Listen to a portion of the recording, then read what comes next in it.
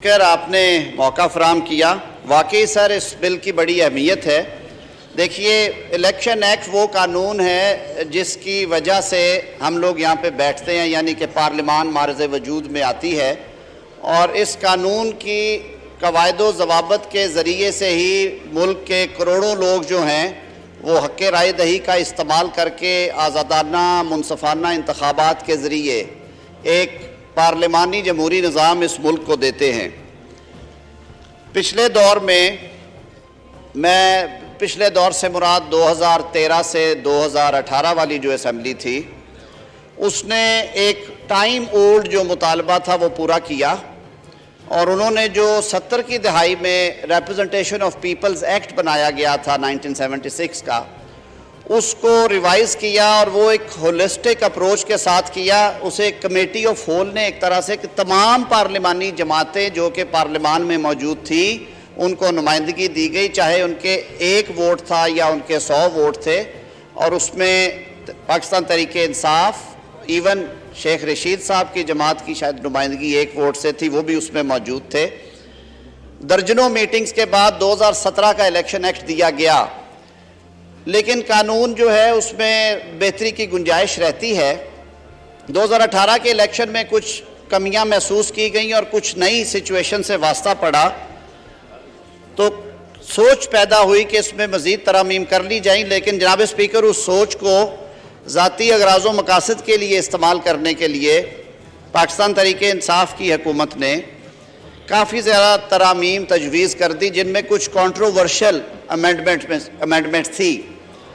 Controversial इस तरह से कि उस पर जो स्टेक होल्डर्स हैं उनका मौक़िफ़ बड़ा वाज़ेह था। आप सब ने सुना और इसकी गूंज भी सुनाई दी गई कि इलेक्शन रिफॉर्म्स की आड़ में इलेक्ट्रॉनिक मशीन जो है वोटिंग की EVMs, उनको मुतारफ़ इस तरह से कराया गया कि जो स्टेक होल्डर्स हैं उनकी राय को अहमियत ना दी गई। इलेक्शन कमीशन ऑफ पाकिस्तान ने उस पर दर्जनों एतराज़ात लिख के लगाए कि ये अभी मुमकिन नहीं है। जनाब स्पीकर, जिस मुल्क में ATM कार्ड इस्तेमाल करने के लिए, और मेरी बहन मोहतरमा शाजिया मरी साहिबा तशरीफ़ रखती हैं, बेनज़ीर इनकम सपोर्ट को आजकल लुक आफ्टर कर रही हैं,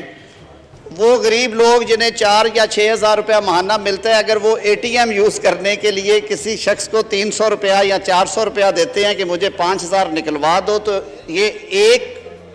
शिफ्ट में या एक गो में कहना कि पूरे पाकिस्तान में इलेक्ट्रॉनिक वोटिंग जो है वो राइज कर दी जाए, वो अकल से भी बाले है और उसके लिए जो लॉजिस्टिक्स दरकार थे वो भी हमारे पास नहीं थे।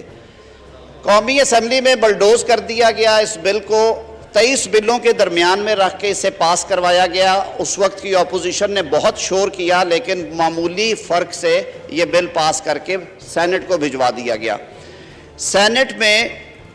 ये बिल कमेटी के सुपुर्द किया गया और पार्लिमानी standing committee for parliamentary affairs, जिसको सेनेटर ताज हैदर साहब ने हेड किया, उसमें सारी जमातों की नुमाइंदगी थी। पाकिस्तान पीपल्स पार्टी की तरफ से फारूक नाइक साहब, सेनेटर रज़ा रब्बानी साहब, मुस्तफ़ा नवाज़ खोखर साहब थे। पाकिस्तान मुस्लिम लीग नून की नुमाइंदगी इसहाक सार ने की, डॉक्टर मुसद्दक मलिक साहब, प्रोफेसर साजिद मीर साहब थे, जनाब आज़म सवाती साहब PTI की नुमाइंदगी कर रहे थे, मोहतरमा सबीना जहरी साहिबा को भी शामिल किया गया। काफ़ी लीगल माइंड के लोग, जनाब कामरान मुर्तज़ा साहब थे JOEF से। सर, हमने उसमें भी कोई 1.5 दर्जन के करीब मीटिंग्स की। इलेक्शन कमीशन का मौक़िफ़ लिया गया, फैफन को बुलाया गया, क्योंकि आपके पास ये इख्तियार है स्टैंडिंग कमेटी के, अगर कोई एक्सपर्ट्स की ओपिनियन चाहें। पिल डैट, जिसकी बड़ी खिदमात है पार्लिमानी जमहूरियत के लिए पाकिस्तान में, उनके नुमाइंदगान को सुना गया। सुप्रीम कोर्ट ऑफ पाकिस्तान ने इलेक्ट्रॉनिक वोटिंग और ओवरसीज़ वोटिंग के ऊपर एक मुफस्सल जजमेंट जारी की थी 2018 में। उसमें उन्होंने कंसल्टेंट्स अपॉइंट करने का कहा था हुकूमत पाकिस्तान को, और एक स्पेनिश फर्म को अपॉइंट किया गया था उसके लिए। उस कंसल्टेंट फर्म की रिपोर्ट, जिसे अंडर कारपेट रखा गया, वो निकलवाई गई और उससे भी उनकी भी राय ली गई, और जिन जिन मुल्कों में ये निज़ाम राइज हैं उनसे भी ओपिनियन ली गई। उसमें यह भी कहा गया कि फ़िलहाल इतने बड़े स्केल पे ये मुमकिन नहीं है, और इलेक्शन कमीशन ने तो ब्लैक एंड वाइट में कह दिया कि इलेक्ट्रॉनिक वोटिंग मशीन्स के साथ जब तक पायलट प्रोजेक्ट्स ना कर लें कुछ ज़िमनी इलेक्शंस में और कुछ शहरी हलकों में जहाँ पे तालीम का तनासुब बेहतर है,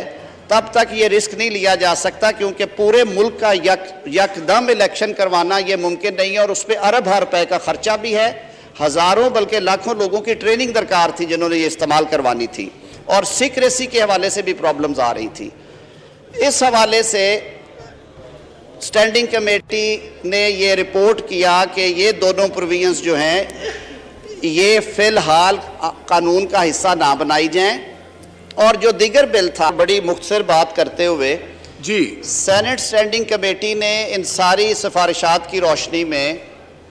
कसरत राय से, बल्कि एक टाइम पे तो मुतफ़िका राय थी, लेकिन फिर जो हुकूमती अरकान थे उन्हें कुछ इंस्ट्रक्शंस आई और उन्होंने कहा हमारे लिए ये मुश्किल है,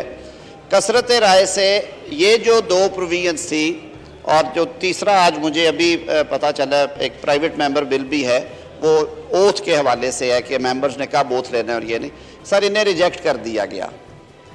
उसके बाद वो report sir under the carpet रही, उसे ले नहीं किया गया, सेनेट में बिल पेश नहीं हुआ, 90 रोज़ का वक्त गुजारा गया, और जब वो लैप्स होने के बाद उसको जॉइंट सिटिंग में लाया गया। जॉइंट सिटिंग में आप सब मौजूद थे। अगेन सर उस सारे एतराज़ात के बावजूद बग़ैर बहस मुबाहिसा करवाए गए, और बग़ैर उन एतराज़ात जो कि ना सिर्फ अरकान पार्लियामेंट ने उठाए थे और पाकिस्तान भर की सियासी जमातों ने मासवाए हुकूमती पार्टी के उन्होंने उठाए गए, सर उनको पसे पुश डालते हुए इंतहाई हेस्ट में, और मैं कहूँगा रूल्स को बलडोज करते हुए उसे मंजूर किया गया। उस हवाले से जब पिछली कैबिनेट मीटिंग में ये बिल्स रखे गए, क्योंकि इस अरसे के दौरान जनाब स्पीकर जो मामलात हुए सुप्रीम कोर्ट ऑफ पाकिस्तान में, जब इस असम्बली को कुछ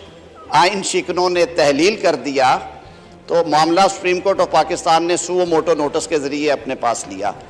वहाँ पे भी उन्होंने ये जायज़ा लिया कि आया इलेक्शंस करवाए जा सकते हैं, और अर्ली इलेक्शन से कोई सियासी बहरान के अगर मामलात है तो निकला जा सकता है। तो चीफ इलेक्शन कमिश्नर को तलब किया गया, उन्होंने कहा कि हमारे लिए इंतखाबात कम से कम 7 महीने करवाना मुमकिन नहीं है। उसी तनाज़र में इलेक्शन कमीशन ने वजारत पार्लिमानी अमूर को भी लिख रखा था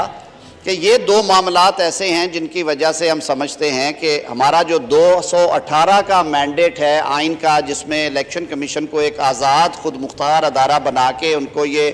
मैंडेट दिया गया कि वो मुल्क में गैर जानिबदाराना आज़ाद और शफाफ इंतखाबात कराएँ,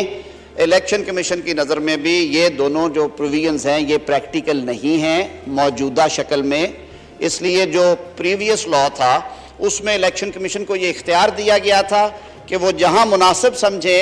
जदीद आलात का इस्तेमाल भी कर सकते हैं। और ओवरसीज़ पाकिस्तानी, यहाँ पे जनाब स्पीकर मैं एक बात करता चलूँ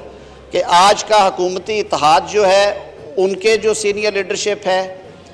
सारी जमातों की काबीना में नुमाइंदगी है, इसे वहाँ पे भी डिस्कस किया गया। एक सब कमेटी बनाई गई, उसमें सारी जमातों की नुमाइंदगी थी, वहाँ पे भी डिस्कस किया गया। और वज़ीर आज़म पाकिस्तान मियाँ शहबाज शरीफ साहब की भी बड़ी वाज़ेह हदायत हैं। तो ये एक कंसेंसस स्टेटमेंट है जो मैं इस फ्लोर ऑफ द हाउस पे दे रहा हूँ कि समुंदर पार पाकिस्तानियों के बारे में अगर इसको एक्सप्लॉइट किया जाए कि शायद उनसे वोट का हक लिया जा रहा है, ये गलत स्टेटमेंट होगी। समुंदर पार पाकिस्तानी बहनें और भाई इस मुल्क का असासा हैं, इस मुल्क की मईशत चलाने में, इस मुल्क की कारोबार ज़िंदगी में उनका एक मुनासिब हिस्सा है और हमेशा रहा है, इंशाअल्लाह उल अज़ीज़ वह हमेशा रहेगा। समुंदर पार पाकिस्तानियों का राइट ऑफ वोट ना लिया गया, ना लिया जा रहा है, ना लिया जाएगा। ये जो लॉ है ये सिर्फ़ और सिर्फ तरीक़ाकार वज़ा करने के लिए इलेक्शन कमीशन ऑफ पाकिस्तान को, जो कि एक आइनी इदारा है जिसको आईने पाकिस्तान कहता है, कि आपने वज़ा करनी है बहुत सारी चीज़ें कि किस तरह से इलेक्शन इंश्योर हो कि इलेक्शन ख़रीदा ना जा सके, इलेक्शन चुराया ना जा सके और इलेक्शन को उनके बकौल पंक्चर ना लग सके। तो इलेक्शन कमीशन ऑफ पाकिस्तान को ये ऐवान अगर ये बिल मंजूर करता है तो जो 2017 का कानून था जिस पे 100% एग्रीमेंट था बशमूल पाकिस्तान तहरीके इंसाफ और उनके दीगर उस वक्त के जो साथी जमातें थी, उस कानून को बहाल करने की सिफारिश की है काबीना ने और हुकूमत ने, और वो आपके सामने पेश किया जा रहा है।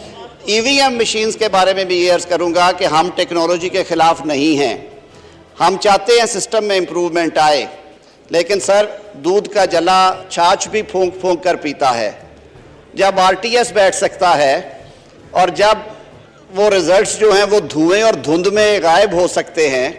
और जब पूरा सिस्टम कोलैप्स कर जाता है और समझ नहीं आती कि अब नताइज किस तरह से आने, और टीवी स्क्रीन्स जो हैं वो कुछ अरसे के लिए ब्लैंक हो जाती हैं और फिर उसके बाद एक खबर आती है कि फ़लाँ जमात इतने ले गई और फ़लाँ को सिर्फ ये मिला। मेरे ख्याल में इलेक्शन कमीशन हक बजानिब है